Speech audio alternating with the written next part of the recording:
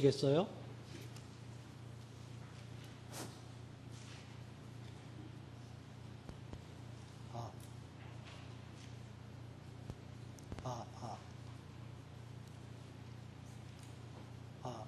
테스트 하나. 나오는 거예요. 예, 나오고 있습니다. 지난 시간까지 우리가 이야기한 부분 이어서 또 조금 중복해서 이야기를 드리도록 하겠습니다.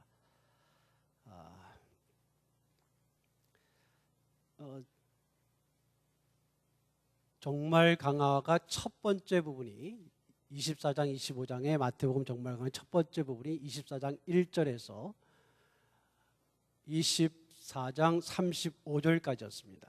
혹시 여러분 기억하시면 기억을 한번 기억해 보시면 좋겠는데요. 그 말씀을 통해서 종말의 현상이 있을 것이고, 그리고 그 현상이 있은 후에 예수님께서 재림하신다라는 말씀이 있었습니다. 그리고 마지막에 주님께서 반드시 이 말씀대로 오실 것이다, 주의 말씀이 이루어진다라는 말씀이 35절의 말씀으로 마무리가 된 것이 이 첫 번째 단원이었습니다.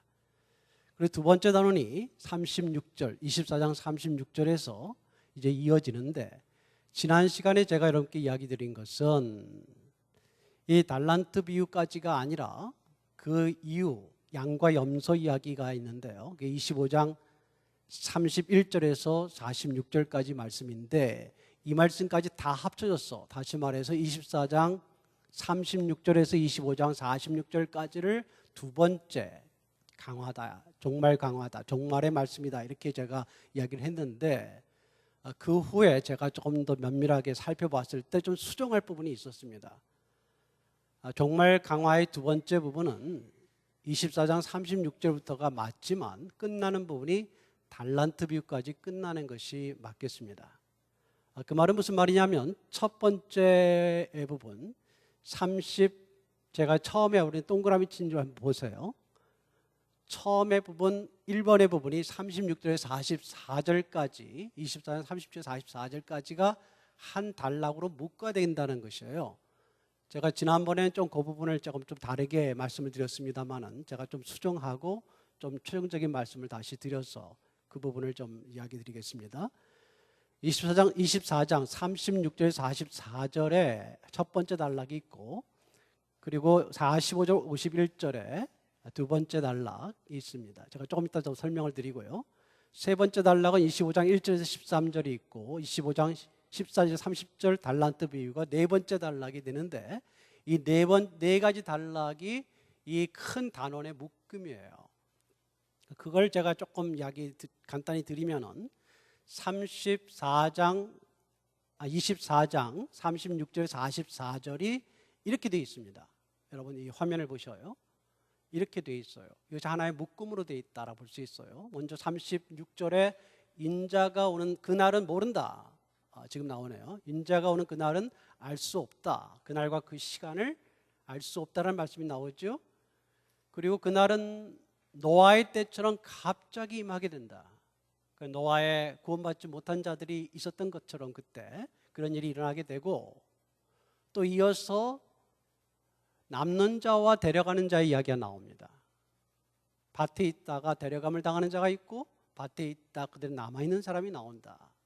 또 집안에서 맷돌질 하다가 누구는 불려가고 누구는 그대로 남아있다 말씀이 나오고, 마지막에 그러므로 깨어있으라, 준비하고 있으라 라는 말씀이 나오는데, 이 말씀이 24장 36절 44절을 하나의 묶음으로 이해하는 것이 좋겠다라는 것입니다. 왜냐하면 이 말씀과 짝이 된다고 했던 부분이 바로 제가 36절에 44절 지금 이야기하고 있어요.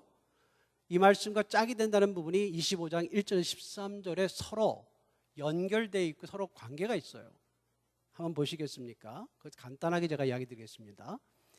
인자의 날과 그때는 알 수 없는데, 그러므로 결론은 42, 44절에 깨어있으라는 것이었습니다. 다시 말씀드릴게요. 그날이 예수님의 재림이 언제 올지 모른다. 그러므로 어떻게 하라? 늘 깨어서 준비해야 된다. 그 말씀하신 거죠? 이 말씀이 다 그날에 깨어 준비하지 않으면 잘못하면 데려감을 받지 않는 그룹에 들어갈 수도 있다라는 경고를 하시면서 그날과 그 시간을 알지 못하니까 늘 준비하고 깨어 있으라는 말씀이 이 36절 44절이라면 우리가 다시 한번 여러분 본문을 보세요. 25장 1절에서 열처녀 비유, 1절에서 13절까지 열처녀 비유가 나오는데 열처녀 비유의 결론이 13절입니다. 13절 한번 우리 다 같이 읽어볼까요? 25장 13절 시작. 그런즉 깨어있으라 너희는 그날과 그때를 알지 못하느니라. 자, 이왕 읽으셨으니까 24장 아까 36절이라고 했습니다. 36절도 한번 같이 읽어보시겠어요? 시작. 그러나 그날과 그때는 아무도 모르나니 하늘의 전사들도 아들도 모르고 오직 아버지만 아시느니라. 36절의 단어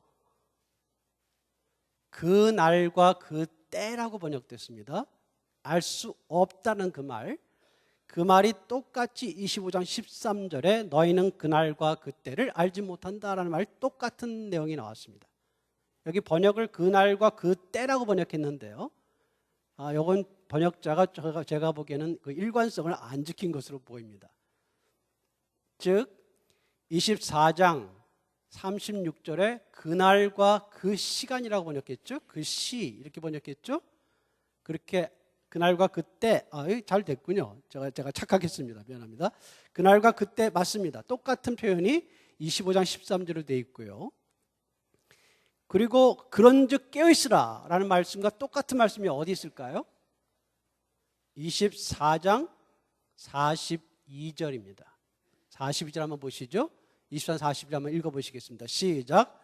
그러므로 깨어있으라 어느 날에 너희 주가 임할는지 너희가 알지 못함이라. 42절의 뒤의 내용도 비슷하지만 특별히 앞에 그러므로 깨어있으라 라는 말씀과 똑같은 표현이 바로 25장 13절 그런즉으로 번역됐는데요. 사실은 원래 헬라어 단어가 똑같습니다.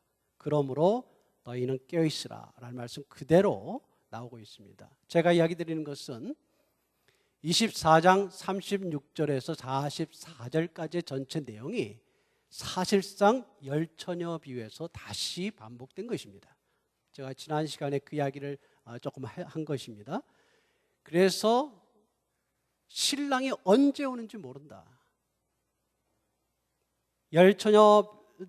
열처녀가 다 자고 있는데 신랑이 올 때 다 깨어났다. 언제 신랑이 올지 모른다. 열처녀는 제가 신부가 아니고 들러리라고 이야기했습니다.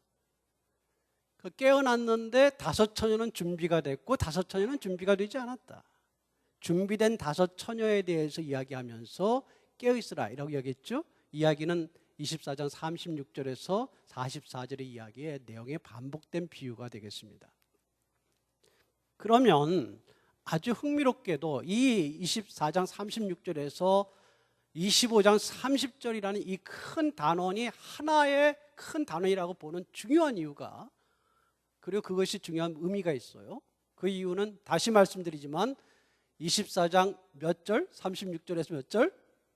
44절과 25장 1절에서 13절이 거의 같은 내용을 다른 소재를 가지고 이야기해주고 있다는 거예요. 그뿐만 아니라 두 번째 24장 45절에서 51절에 우리가 잘 알고 있는 충성되고 지혜로운 종과 악한 종 비유의 이야기가 그 다음 오늘 우리가 읽은 달란트 비유죠. 그 25장 14절에서 30절까지 달란트 비유와 거의 같다라는 거예요. 즉 서로 짝입니다. 자, 그럼 내용을 한번 보시죠. 제가 여기 서클을 했죠. 동그라미를 했는데요. 그것은 바로 그런 서로 밀접한 반복된 내용이 나온다는 거예요. 보시죠, 여러분. 이 반복된 내용은 몇 가지로 나타나게 되는데 이 내용이 굉장히 중요해요. 우선 이 내용 하기 전에 한 가지 제가 더 강조할 게 있는데요. 지금 그때를 알 수 없으므로 24장 36절 44절 그 인자가 오시는데 인자의 때를 알 수 없기 때문에 그러므로 깨어 준비해야 된다라고 했어요. 근데 제가 여러분께 여쭙고 싶은 것은 깨어 준비하는 것이 어떻게 깨어 준비하는 것인지 그 내용이 나왔습니까? 이 부분에 44절까지 안 나오죠. 또 그것과 짝이 되는 25장 1절 13절에 열처녀 이야기 안에 어떻게 준비하는 것인지 나왔습니까? 어떤 분은 그렇게 생각해요. 기름을 준비한 거다. 그 기름이 뭐냐? 기름을 준비한 게 뭐냐? 했을 때 기름은 성령이다, 또는 성령 받는 거다, 또 기름은 사랑이다, 뭐 여러 가지 이야기를 하시는데 여기서의 초점은 기름이 무엇이냐가 아니에요. 그거 혼동하시면 안 돼요. 여기서 초점은 다섯 처녀가 그 신랑을 맞을 들러리로서 결혼식에 참여할 준비가 됐느냐예요. 다섯 처녀는 준비가 되지 않았고 다섯 처녀는 준비가 됐다예요. 그게 초점이지. 그 결혼식에 준비할 땐 기름이 필요했던 것이 기름이 무엇이다가 아니에요. 그거 오해하고 있었어요. 이제까지 오해하는 분들이 있어요. 중요한 것은 그러면 지금 준비하고 깨어있으라는 것이 강조됐다면 그 다음에 나오는 말, 그게 뭐죠? 24장 36절에 44절에 깨어있으라는 걸 강조하고 있는데 깨어있는 준비하는 내용은 나오지 않았어요? 그러면 준비하는 내용을 담은 게 그 다음에 나올까요? 안 나올까요? 제가 너무 쉽게 말씀을 드리는지 모르겠어요. 그 다음에 나오겠죠. 그래서 24장 45절에 우리 한글 성경에 번역되지 않았지만 접속사 역할을 하는 단어가 하나가 있습니다. 그러므로, 그런즉, 이런 뜻을 가진 접속사 단어가 있는데 그 단어를 번역하진 않았어요, 번역자가. 그러나 그 말은 45절에서 51절이 앞에 44절까지 말씀 다음에 이어서 귀결적으로 나온다는 것입니다. 무슨 말이냐면 그 내용이 준비하는 내용입니다. 이게 굉장히 중요한 부분이죠.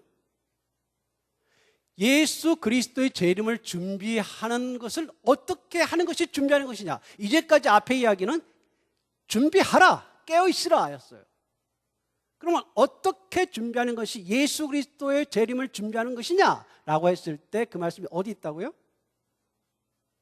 24장 45절에서 51절에 있고, 또 열처녀 비유 다음인 달란트 비유가 바로 그 이야기가 되겠습니다. 이렇게 하는 것이 준비하는 거예요. 그러니까 오늘 가장 중요한 핵심은 어떻게 예수 그리스도의 재림을 준비하는 거냐, 깨어서 준비하는 것이냐라고 했을 때 이렇게 준비하는 것이다 라고 여러분 이해하시면 됩니다. 이 두 가지가 서로 밀접한 관계를 가지고 이제 그 이야기를 해주게 됩니다. 보세요. 얼마나 비슷한지 보세요. 첫째, 주인과 종의 관계를 이야기해 주고 있습니다. 주인이 있고 종이 있어요. 그런데 앞에도 깨어있으라, 준비하고 있으라는 말씀 가운데도 비유가 있습니다. 앞에 24장 36절 42절, 44절의 내용에 비유가 하나 들어가 있었습니다. 도적 비유가 있었죠. 도적이 오는데 주인이 알았으면 그것을 지킬 수 있었을 것이라는 이야기가 나오죠. 그러면 도적은 예수님입니까? 주인은 우리입니까? 이렇게 비교하기는 어렵죠. 그냥 깨어있으라는 것을 이야기하는 것이다 라고 이야기할 수 있죠. 또 열처녀 비유했을 때 신랑은 예수님이고 열처녀 들러리 하는 들러리 처녀들은 우리입니까? 보통 우리가 생각할 때는 예수님께 결혼할 때는 예수님과 우리가 결혼하는 것인데 들러리로 우리는 가고, 그러면 신부는 누굽니까? 딱 우리가 매치되는 게 아니에요. 제 말 여러분 이해되십니까? 주님과 우리의 관계를 정확하게 말하는 건 아니고 그거는 준비하라는 데 초점 맞춘 비유예요. 반면에 45절에서 51절 이 이야기는, 충성되고 지혜로운 종의 이야기는 딱 주님과 우리의 관계를 이야기해 줍니다. 그분은 주인이시고 우리는 그의 종입니다. 맞죠? 정확한 얘기예요. 달란트 비유 보세요. 주인이 있습니다. 주인이 그의 달란트를 주고 떠나십니다. 우리는 달란트를 받은 종입니다. 정확하게 그분과 우리의 역할이 비유로 나타납니다. 그런 점에서 이 두 가지는 아주 똑같은 내용을 말하기도 하지만 특별한 관계가 있습니다. 우리들에 대한 이야기를 하고 있죠. 그런데 어떠세요? 주인이, 두 비유가 다 주인이 맡기고 떠나시죠. 맡기고 떠나셨다가 다시 돌아오세요. 두 비유가 다 똑같습니다. 맡기고 떠나셨다 그러는데 그 맡기시는 게 뭐냐 했을 때 그 맡긴 게 다 그 종의 것입니까? 주인의 것입니까? 주인의 것이죠. 자, 충성되고 지혜로운 종의 이야기는 그 집사람, 주인의 집사람을 돌보라고 일을 맡기고 떠납니다. 달란트 비유는 그 달란트가 종의 것입니까? 주인의 것입니까? 말씀해 보세요. 누구의 것입니까? 주인의 것입니다. 단지 각 사람의 능력대로 달란트를 주었을 뿐이지 달란트는 기본적으로 주인의 것입니다. 똑같습니다. 주인이 언제 떠나셨다가 언젠가 다시 돌아와서 하시는 일이 있어요. 우선 그 이야기를 하기 전에 평가하는 날이 있다는 거예요. 그 이야기와 함께 두 번째 이야기를 보죠. 맡겨진 임무라고 제가 여기 썼습니다만은, 그러면 이 종은 뭐 해야 됩니까? 충성되고 지혜로운 종은 뭐 해야 되죠? 맡겨진 사람을 때를 따라 먹을 것을 줘야 됩니다. 그게 그가 할 일이에요. 달란트 받은 사람은 그 달란트로 장사해야 됩니다. 열심히 가서 장사해야 됩니다. 그러니까 그 달란트를 받은 사람에게 장사하라라고 주인은 이야기하지 않았어요. 그런데 나중에 칭찬받은 거 보니까 바로 가서 장사한 사람들이 칭찬받았습니다. 따라서 주인은 이 종에게 장사라는 말을 한 것이다, 이렇게 우리가 볼 수 있습니다. 아무튼 이것은 이 종들에게 사람을 맡기거나 일을 맡기거나, 그렇죠? 뭔가 맡기고 떠나요. 이것은 마치 우리의 삶하고 비슷합니다. 뭔가 이 땅에서 우리에게 그리스도의 종으로서, 그리스도의 종이라는 개념이 우리 목회자만 가르칠 게 아니에요. 목회자는 그리스도의 어떤 면에서 종으로 불리는 사람들이기도 하지만, 목회자만이 아니라 성경은 우리 자신이 그리스도의 종이라고 이야기해요. 예수님을 우리가 뭐라고 부릅니까? 주님이라고 부르죠? 주님이란 뜻은 뭐죠? 무슨 뜻입니까? 주인입니다. 주인. 우리는 다 종이고 그분은 주인이세요. 근데 지금 주인께서 물론 우리와 함께 계시지만, 사실상 우리가 볼 때 성령으로 함께 계시지만 우리에게 주는 인생은 마치 그와 같아요. 주인이 뭔가 우리를 주고 떠나신 것 같아요. 뭔가 주어진 인생의 기간 동안에 우리가 맡겨진 사람들을 잘 담당하거나 우리에게 주어진 달란트를 가지고 열심히 장사하거나 이런 이 기간이 있어요. 정확하게 똑같아요. 우리의 상황하고. 그러다가 주인이 와서 판결을 할 때가 있어요. 어떻게 살았느냐에 따라서 우리에게 하나님께서 오셔서, 주님께서 다시 오셔서 그걸 물어보세요. 그럴 때가 있어요. 이 비유는 정확히 그걸 이야기해 줍니다. 그런데 보세요. 그 종을 부르는 호칭 보세요. 이 주인의 뜻대로 잘한 종에게는 충성되고 지혜로운 종이라 부릅니다. 왜 충성되고 지혜로우냐면 맡겨진 일을 충성되게 끝까지 열심히 다했다는 뜻입니다. 충성. 그 믿음이라는 말에서 나온 단어입니다. 믿음과 충성이 여기서 같은 말입니다. 그래서 여기 이 믿음에서 나온 이 의미가 충성된 종이다. 이걸 형용사로 해서 충성됐다 이렇게 번역했습니다. 신실한 종이다 이 말입니다. 믿을만하다 이 말이에요. 뭘 맡겨도 제대로 한다 이 말입니다.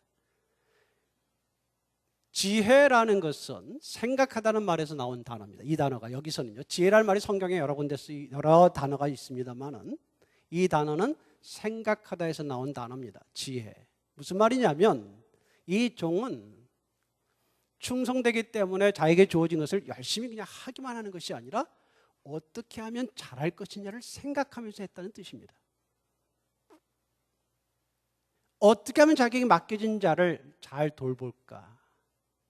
본문에 뭐가 나오죠? 때를 따라 먹을 것을 준다. 때를 따라 먹을 것을 준다는 것은 아무 때나 막 주는 것을 말하는 것도 아니고 내가 주고 싶을 때 막 주는 것도 아니고 계속 주기만 하는 것이 되는 것이 아니라 어떻게 줘야 되는지를 생각한다는 뜻입니다. 이 종은 바로 그것을 잘 했습니다. 그래서 주님께서 평가하시기를 너는 충성되다, 신실하다, 믿을만하다, 또 하나 너는 지혜롭다. 달란트 비유에 가서는 주님께서 뭐라고 부르시냐면 착하고 충성된 종이라고 이야기하시죠. 착하다. 착하다는 말은 주인이 하라는 대로 한다는 뜻입니다. 주인이 그 주신 명령대로 말씀대로 순종하고 따라서 한다는 뜻이죠. 충성이라는 말이 다시 나왔습니다. 달란트를 열심히 했기 때문이고 착하다는 건 뭐라고요? 장사라는 말 고지곧대로 장사했다는 뜻입니다. 여러분 달란트가 상당히 큰 돈이라는 거 여러분 들어보셨죠? 달란트가 얼마인지 아십니까? 우리가 보통 말할 때 6천 드라크마, 6천 데나리온 이렇게 말하는데요. 그 말은 노동자 하루 품삯이 당시에 한 드라크마 헬라어 단어로 한 데나리온 로마 단위로 그렇게 말하는 건데요. 하루 품삯입니다. 그럼 6천일 동안 벌어야 되는 돈입니다. 아무것도 안 쓰고 모았을 때. 그래서 학자들은 그것을 계산할 때 보통 노동자들의 최소한 15년의 품삯이다. 한 달란트 말하는 것입니다. 그러면 상당히 큰 돈이죠. 아마 오늘날 우리 한국식으로 말한다면 최소한 5억 한 달란트가요. 당시에 물가가 낮은 수준에서 말하더라도 굉장히 큰 돈이었어요. 달란트 하나는요. 달란트는 금으로 주로 되어 있는데 금 무게가 대략 30kg입니다. 금덩이를 준 것입니다. 30kg. 또 어떤 나라에서는 60kg에 달하는 것이 한 달란트였다. 상당한 큰 돈일 뿐만 아니라 금덩어리를 그에게 준 것입니다. 이 달란트에 대한 이야기 우리가 길게 할 수는 없겠습니다만은 이것을 그에게 줬을 때 왜 줬는가? 각각의 능력에 따라 어떤 사람은 많이 주고 어떤 사람은 적게 줬지만 서로 비교하라고 준 것이 아니라 자기에게 준 것으로 뭘 하라고요? 장사하라. 열심히 이것을 장사해서 주인을 위해서 섬기고 살아라. 그거였죠? 사람을 맡긴 그 충성되고 지혜로운 종은 뭐 하는 것입니까? 그에게 맡긴 종들을, 집사람들을 열심히 섬겨서 잘 먹이고 잘 살아가도록 적절하게 때를 따라 먹을 것이 주어지도록 영양이 공급되도록 어떻게 잘 돌볼 것인가. 이것이 그에게 중요한 숙제였고 그것을 주님께서 요구하셨던 것입니다. 반면에 그렇게 하지 않은 종은 뭐라고 불렸습니까? 악한 종이라고 불렸죠. 왜 악합니까? 충성되지 않으니까 악하고 맡겨진 일들을 안 하기 때문에 악하고 지혜롭지 않으니까 악하고 또 달란트 비유에서는 어떤 거죠? 뭐라고 불렀죠? 악하고 무슨 종아? 게으른 종아. 왜 악합니까? 착한 종과 대조되죠? 주님의 뜻대로 한 것이 착했다면 주님의 뜻대로 하지 않으니까 악하다. 자기 멋대로 하니까, 자기 생각대로 하니까 게으르다, 열심히 안 한다는 뜻이죠. 충성되지 않았다는 뜻이죠. 너무도 비슷하죠. 충성되고 지혜로운 종의 이야기와 달란트 이유가 거의 비슷하죠. 그래서 칭찬한 것을 다시 한번 보세요. 칭찬과 상이 주어져요. 그 종이 하라고 한 대로 잘하는 것을 보았습니다. 충성되고 지혜로운 종의 이야기입니다. 주인이 와서 봤어요. 주인이 다시 돌아온다. 이것이 이제까지 정말 말씀 강화, 설교 말씀 속에 나왔으니까 그게 무슨 뜻이라고요? 주인님의 재림입니다. 재림이 와서 보셨어요?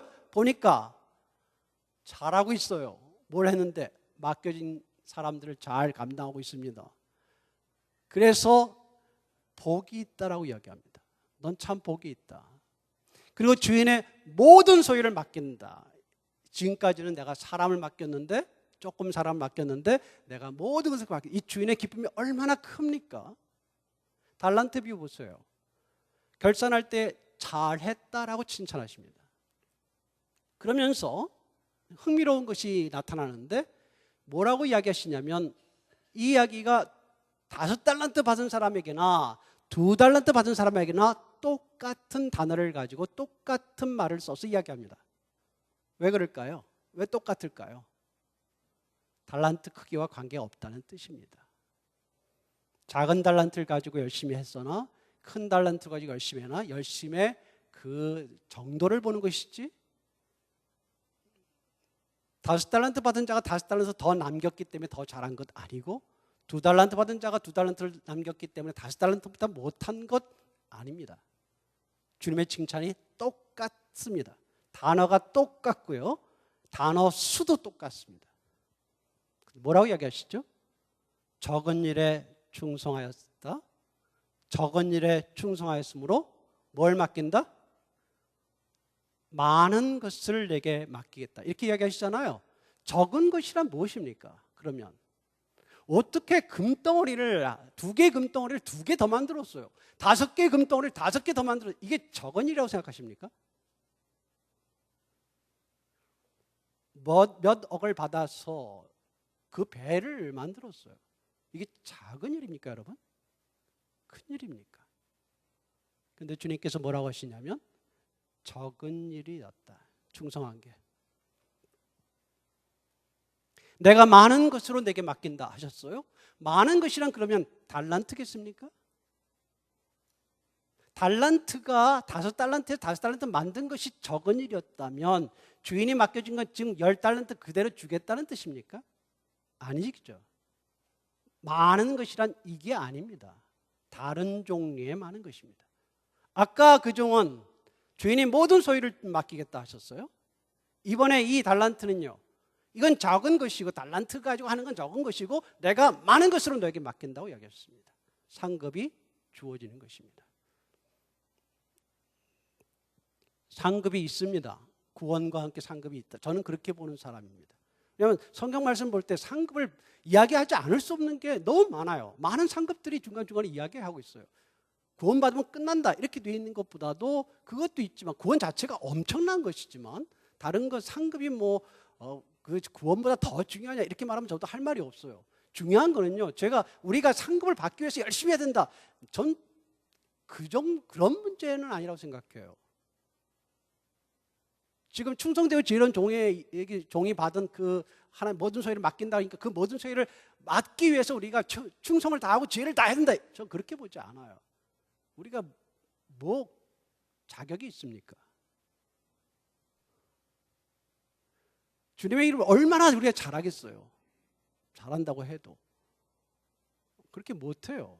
전 그렇게 여기서 내가 상급을 제일 많이 받겠다, 열심히 해야 되겠다. 제발 그러지 좀 마세요.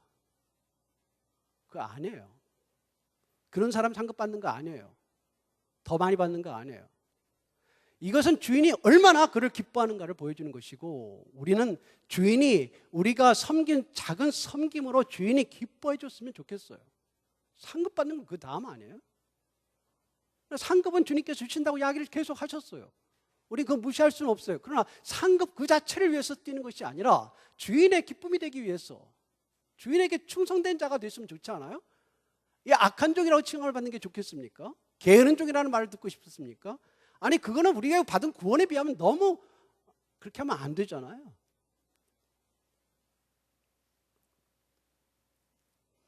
여러분 책망과 벌도 아주 비슷하죠. 어미 때리고 외식하는 자의 벌에 처한다. 슬피 울며 이를 간다. 달란트 비유에서 그 행위를 책망하며 바깥 어두운 데로 내쫓는다. 둘 다 똑같이 끝나는 말이 있어요. 슬피 울며 이를 간다. 이 두 가지가 다 똑같은 말로 끝납니다.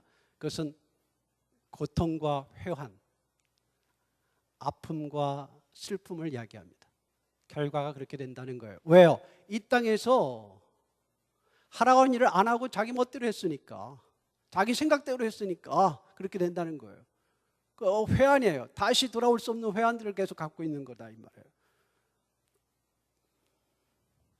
다시 한번 제가 여기에 대해서 강조하겠습니다. 여러분 정리하세요. 그 문제에 대해서는 예수님의 재림을 준비하는 것이 어떻게 하는 것입니까? 우리가 북치고 장구치고 기도해만 하는 것입니까? 그건 중요하지만 주님이 곧 오실 것 같으니까 빨리 우리의 부흥회를 계속해야 되겠다, 매일 해야 되겠다, 이게 주님의 오심을 준비하는 것입니까? 아니면 주님께서 우리 종인 우리에게 하라고 하신 일이 있습니까? 사람들을 돌보라고 했나요? 달란트를 주셔서 그것으로 장사라고 하셨나요? 우리 교회를 섬기는 일입니까? 무엇보다 그 일이 주님이 우리에게 주시는 일이죠. 교회가 잘 되게 하는 일입니까? 성도들을 돌아보는 일입니까? 서로에게 격려와 사랑을 전하는 것입니까? 무엇보다 우리에게 주신 일이죠. 맞습니까? 아니, 근본적인 말을 제가 드릴게요. 왜 종이 있습니까? 주인을 섬기기 위해서입니까? 주인이 종을 섬기기 위해서입니까? 종이 왜 있습니까? 왜 있어요? 주인을 섬기기 위해서 있는 거죠. 맞습니까? 주인의 일이 있기 때문에 종이 있는 거예요. 그럼 여러분, 우리에게 지금 불러가지 않고 지금 여기 이 교회에서, 우리 부평교회에서 남아있게 하신 이유가 뭐예요? 제가 너무 강하게 오늘 이야기하는 것 같습니다. 미안합니다. 본인은 그런 뜻은 아니고, 우리 권사님들, 우리 성도님들 왜 남아 계세요? 여기 주인이 볼 때 아직 할 일이 있어요, 없어요? 있으니까 남아 계신 겁니다. 맞습니까? 아직 할 일이 계시니까 남아 계시는 거예요. 주인이 볼 때 필요하니까, 아니면 데려가셨겠죠. 뭔가 교회를 섬길 일이 있어요. 기도라도 좀 더 하실 일이 있고, 찬양도 하실 일이 있고, 사랑으로 섬길 일이 있고, 우리를 이곳에 부르신 이유가 있을 것입니다. 그걸 찾아서 하시는 거예요. 그게 뭐라고요? 우리가 예수님의 재림을 어서 오세요 이러는 거 이렇게 준비하라고 하지 않으셨어요? 맡겨진 사람들을 돌봐라. 달란트는요, 맡겨진 일들을 하라고요. 교회, 그리스도의 일입니다. 교회 일 중에 중요한 일이 있고 소홀한 부족한 일들이 있어요, 없어요? 있습니까? 어느 일이 중요합니까? 그런 거 없습니다. 왜? 다 누구의 일이에요? 누구의 일이에요? 주인의 일입니다. 우린 종입니다.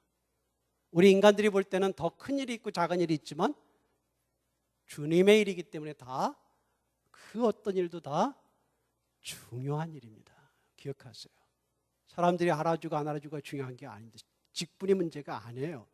그리스도에게서 우리에게 종으로서 주어진 일들이 있습니다. 사람들이 있습니다. 그러면 여러분, 이 일이 지금 우리 교회만이겠어요? 가정은 우리에게 주신 사람들입니까? 일입니까? 맞습니까? 우리에게 주신 겁니까? 주시지 않은 것입니까? 우리에게 주신 주님의 일이죠. 주님의 사람들이죠. 그럼 우리가 가정만이겠습니까? 사회에 주어진 사회적인 책무도, 우리의 직업도 소명이죠. 우리 그리스도인들이 다 그 일에서 부름받으신 대로 열심을 감당해야 될 그런 일들입니다. 이거예요. 주님의 재림을 준비하는 건 딴 게 아니에요. 그날 그 시간이 언제 있다 그렇게 하지 말라고 그랬잖아요. 그리고 그날 그 시간에 하니까 예배 시간에 주님이 오실 거라고 생각하지 마세요. 여기 예배 시간과 저기 다른 나라 예배 시간이 서로 다릅니다. 주님 언제 오시겠어요? 어느 시간에 맞춰질 것 같아요? 우리 한국 시간에 맞춰질 것 같아요? 절대 아닙니다. 주님은 그렇게 오겠다고 하지 않으셨어요. 뭐라고 하셨죠? 내가 하라고 한 일을 하고 있으라는 거예요. 그게 나를 맞이하는 자세다는 거예요. 오늘 그 이야기 하신 겁니다. 그러면 이제 좀 넘어가서요, 제가 조금만 더 하겠습니다. 25장 31절에서 46절 양과 염소 이야기가 나옵니다. 거기에 어떻게 나오냐면, 인자가 자기 영광으로 모든 천사와 함께 올 때에 자기 영광의 보좌에 앉을 것이다 라는 말씀이 나옵니다.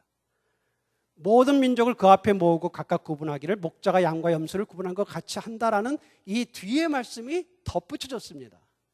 왜 이게 덧붙여졌을까요? 분명히 지금 아까 보셨죠? 24장 36절에서 25장 30절까지는 두 개씩 짝을 이루면서 쌍으로 준비하고 있으라.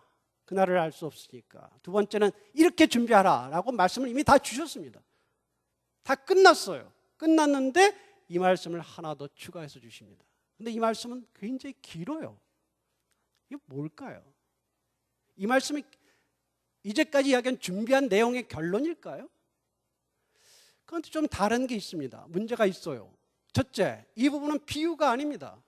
우리가 지금 24장 36절에서 25장 30절까지 네 가지의 단락들은 하나의 비유가 들어가 있거나 다 비유거나입니다. 이 단락은요, 비유는 아니에요. 왜? 인자가 영광 가운데 오시는 건 비유가 아닙니다. 실제 오실 일일 것입니다. 그분이 양과 염소라고 하는 심볼을 가지고 이야기하신 것은 비유처럼 보이지만 어쨌거나 두 그룹의 나눔이 있을 거라는 이야기입니다. 이거는 이 비유라고 비유의 성격과 좀 다른 어떤 내용입니다. 또 아까 이야기한 것처럼 내용이 달라요. 24장 36절하고 25장 30절까지와 두 번째 다른 내용입니다. 뭐 앞에 무슨 내용이었죠? 준비하라는 것과 또 하나는 준비하는 내용이었다면 이것은 준비하는 내용도 아니고 당장은 또 준비하라는 말씀도 아니고 판결이 있다라는 이야기입니다. 근데 이 부분의 가장 어려운 점은 뭐냐면 이 내용이 양과 염소를 이야기하는 내용이 보니까 가난하고 억눌리고 연약한 자들에 대한 이야기가 나와요. 그 사람들에게 잘한 것이 주님께 한 것이다 라는 생각으로만 본다면 이것은 그렇게 하느냐 안 하느냐가 결국은 구원받고 구원받지 않은 거가 되는 거냐? 어려운 측면이 나옵니다. 그렇게 해석하면 어려운 문제가 생깁니다. 이 문제를 따로 이 31절에서 46절까지를 따로 보면서 이 문제가 앞의 내용과 어떻게 연결되는지를 이해해야 이 문제, 이 단락의 의미들을 이해할 수 있을 것 같습니다. 제가 세 개로 나눈 셈입니다. 24장 25장은 첫째, 아까 우리가 살펴봤습니다만 24장 1절에서 35절까지의 하나의 단락이 있고 첫 단원입니다. 단락 여러 개 묶여서 하나의 단원이 생겼죠. 그때 강조가 뭐라고 그랬습니까? 종말이 올 것이고 인자가의 재림이 반드시 있을 것이다. 이게 첫 번째입니다. 두 번째, 24장 36절에서 25장 30절까지 비유를 통해서 깨어 준비하라. 준비는 이렇게 하라라는 말씀이 주어진 것입니다. 그리고 마지막에 이 단락 25장 31절에서 46절의 말씀이 주어졌습니다. 이 말씀은 24장 36절, 25장 30절과 앞의 부분과 연결은 되지만 사실은 뭐를 이어주는 말씀이냐면 앞에 24장 1절 35절 주님의 재림과 직접 연결해서 이야기하는 말씀으로 이해가 됩니다. 제가 양들과 염소들 이야기는 제가 자세하게 하지 않겠습니다. 시간상. 다만 줄일 때 먹을 것을 주었다. 목마를 때 마실 것을 주었다. 나그네 될 때 영접하였고 헐벗을 때 옷을 입혀주었고 병들었을 때 돌보아 주었고 옥에 갇혔을 때 와서 보았다. 양들은 그렇게 했다. 그렇게 한 것이 바로 내게 한 것이다. 염소들은 그렇게 하지 않았다. 이게 도대체 무슨 뜻일까? 분명히 연약하고 병들고 약하고 헐벗고 부족한 사람들을 도와준 것을 말하긴 한데 그 대상이 누구냐라는 것이죠. 이 말씀이 있죠. 여기 내 형제 중에 지극히 작은 자 하나, 번역이 잘 됐습니다. 정확하게 번역된 건데요. 여기 내 형제 중에 지극히 작은 자 하나란 무슨 뜻일까요? 누구를 가리키는 걸까요? 그것은 일반 가난한 사람들을 가리킬까요? 아니면 크리스찬들을 이야기할까요? 이 말씀을 여러분 이해하셔야 될 것은 이 말씀이 여기 내 형제라는 말은 예수님이 자기 제자들을 가리키는 말입니다. 그리고 그 제자들이 서로를 섬기라고 했을 때 작은 자를 섬기라라고 이야기하십니다. 지극히 작은 자란 제자들 중에 볼품 없어 보이는 사람들까지도 섬길 것을 이야기하시는 말이고 염소들에게 한 말도 마찬가지예요. 이라는 말이 나와요. 그냥 작은 자를 말하는 게 아니라 이는 바로 내 형제들 중에 지극히 작은 자를 이야기합니다. 거기에 따라서 놀라운 것은 영생에 들어가기도 하고 영물에 들어가기도 한다는 거예요. 놀라운 이야기입니다. 이 말에 도대체 어떤 의미가 있을까요? 제가 이걸 두고 연결했는데요. 이 연결 부분 중에서 24장 1절에 35절과 25장 지금 31절과 45절의 내용 가운데서 연결된 부분에서요, 특별히 관계된 부분이 있습니다. 이 부분이 있죠. 24장 30절 31절에 예수님이 오신 부분과 지금 시작하는 부분, 25절 30, 지금 오늘 이야기 25장 31절 46절에 시작하는 부분을 보세요. 우선 두 가지 내용이, 하나는 인자의 오심을 강조합니다. 맞죠? 그렇죠? 인자의 오심을 강조했습니다. 인자라는 것은 사람의 아들이라는 말이지만 그 말은 메시아적인 호칭이라는 거 제가 지난번에 누누이 강조한 적이 있습니다.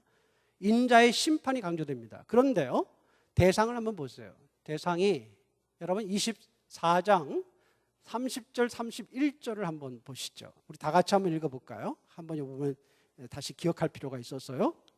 24장 30절 31절 시작.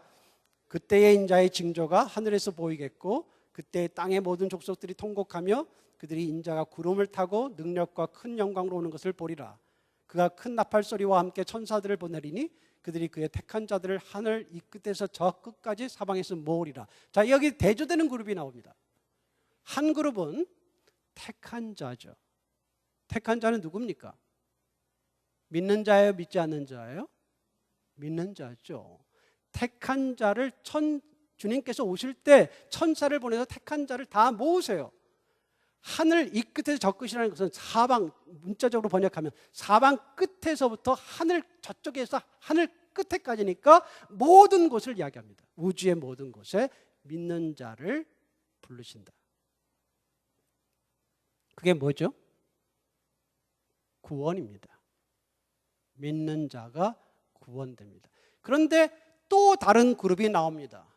그 다른 그룹은 어떻게 말을 되냐면 땅의 모든 족속으로 나옵니다. 땅의 모든 족속은 택한 자를 포함할까요? 택한 자가 빠질까요? 제 말 이해되십니까? 어떻습니까? 택한 자가 땅의 모든 족속, 이 부분에 땅의 모든 족속에 포함됩니까? 빠집니까? 빠지죠. 택한 자가 있고 땅의 모든 족속이 있죠. 땅의 모든 족속이란 말 그대로 땅의 모든 족속이니까 모든 사람들을 이야기할 거예요. 그 외에, 택한 자들 외에 모든 사람들을 이야기할 거예요. 그들이 뭐 하고 있습니까?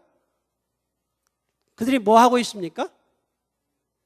땅의 모든 족속은 뭐 합니까? 통곡하며 인자의 임하심을 봅니다. 그러니까 이 이야기 속에서는 인자가 오실 때, 그리스도의 재림 오실 때 모든 사람이 다 알지. 어떤 사람은 재림 오셨는지 알고 어떤 사람은 모르고 이런 일은 없다는 뜻이에요. 아시겠습니까? 인자가 오실 때 모두가 다 안다는 거예요. 아는데 택한 자는 불러지게 되고요. 믿는 자는. 그 외에 땅의 모든 족속은 통곡한다고 해요. 왜 통곡할까요? 통곡이란 가슴을 치면서 슬퍼하는 것을 말합니다. 문자 그대로의 뜻을 제가 설명한 겁니다. 가슴을 치면서 통곡하는 이유가 뭘까요? 그들이 구원을 받기 때문일까요? 받지 않기 때문일까요? 그들이 구원을 받지 않는데 다시 구원의 기회가 있기 때문일까요? 없기 때문일까요? 아시겠죠? 이제 기회가 없기 때문입니다. 그러면 그들은 이제 통곡하고 이제 늦었구나라고 생각한다는 이야기예요. 인자가 왔을 때 이제 종말이 왔구나, 이제 늦었구나라고 생각하고 택한 자들은 벌써 불려가니까 자기들은 구별됐다는 것을 알게 될 것입니다. 남았다는 것을 알게 되겠죠. 그리고 나서 이 말씀과 비슷한 말씀이 바로 오늘 25장 31절에서 46절에 이야기가 됩니다. 보세요. 인자가 그 영광 가운데 모든 천사와 함께 오셨다라는 이야기는 바로 아까 말한 24장 30절의 이야기입니다. 그 이야기와 비슷해요. 그런데 이번에는 오셔서 택한 자들을 모으실 뿐만 아니라 모든 민족을 판결하십니다. 그럼 모든 민족은 누구겠습니까? 앞에 택한 자들입니까? 땅의 모든 족속입니까? 이해되십니까? 땅의 모든 족속이 모든 민족이 됩니다. 따라서 이 말씀은 지금 크리스찬들도 이렇게 심판하겠다는 뜻이 아니라 택한 자를 제외한 모든 사람들이 행위의 심판을 받게 되는데, 행위의 심판 가운데 중요한 게 뭐냐? 그리스도를 따르는 사람들, 작은 형제에게 한 것이 내게 한 것이다. 그 판결이 주어진다는 뜻입니다.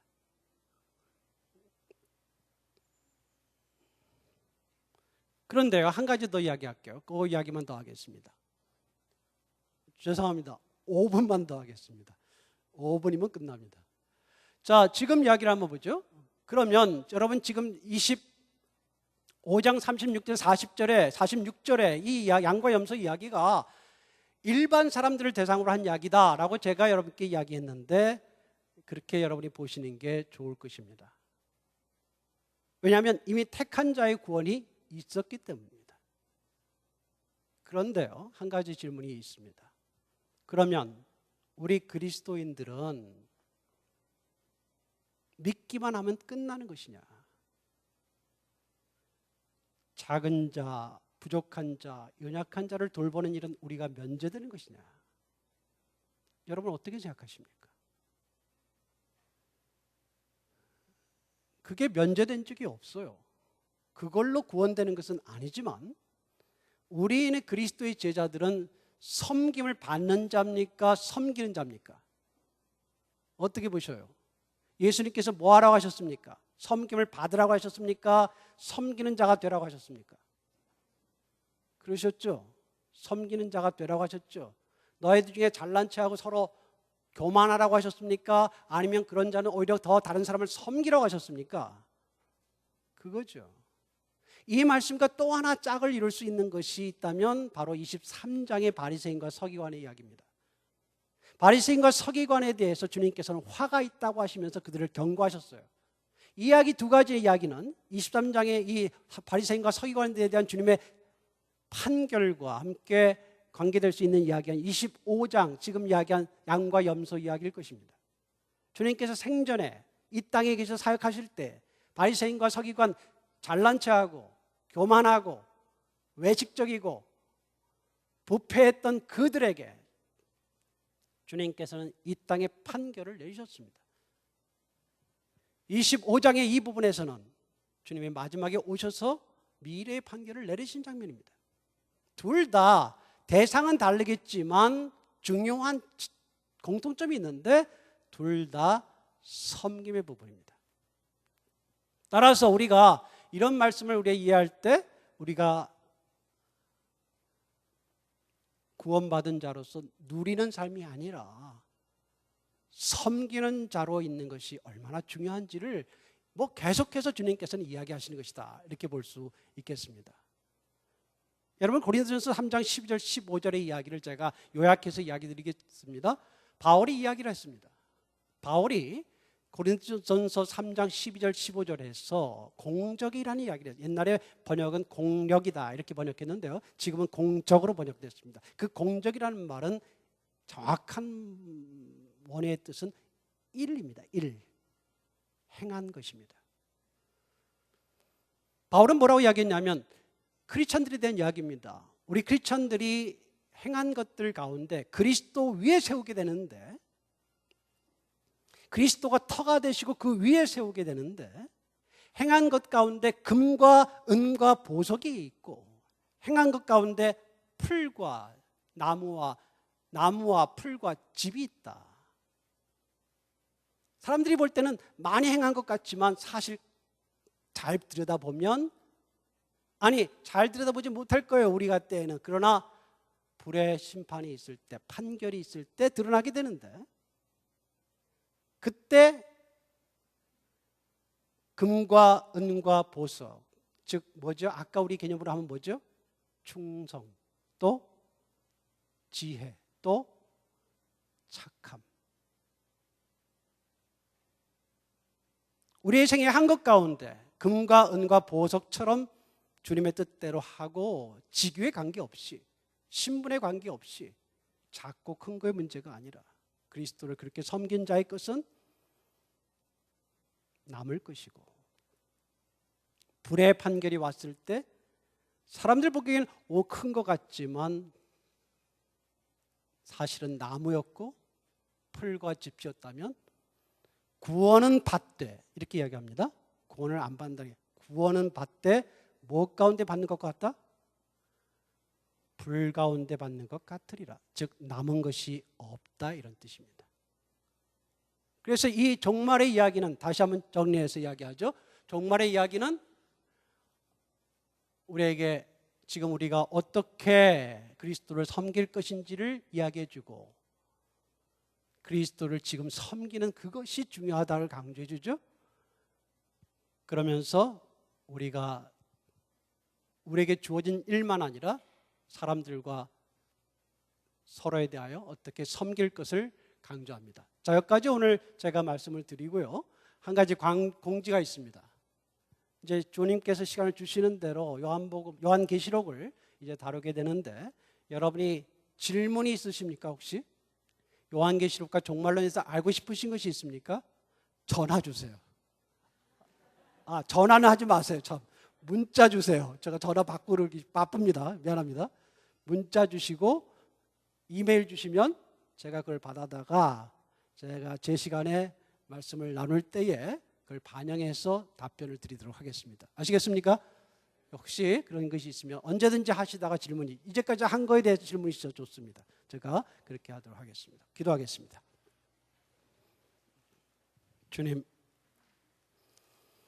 주님은 주님께서 오십니다. 주님께서 오셔서 우리를 평가하실 것입니다. 잘했다, 충성된 종이라, 우리가 주 앞에 그 말 한마디 듣기를 원합니다.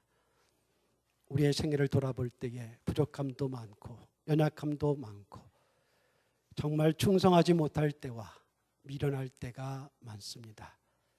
그러나 하나님, 주님의 뜻을 따라 주님을 위하여 또 섬기고 사랑했던 일들도 있습니다.